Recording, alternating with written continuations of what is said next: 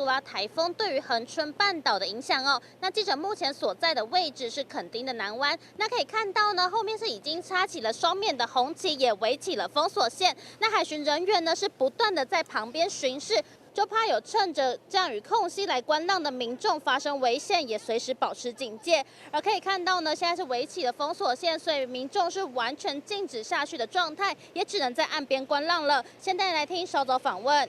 本来是计划要来玩水上设施，但是都不能玩。安排的行程呢，受到台风搅局，其实难免会觉得有点扫兴。那目前恒春半岛的降雨情形，其实都是一阵一阵的，而在稍早下大雨的时候，更是有排水孔疑似排水不及的状况发生。可以看到呢，是有许多的水从孔洞里面不断的冒出来哟。那越到下午，台风的感受是越来越明显了。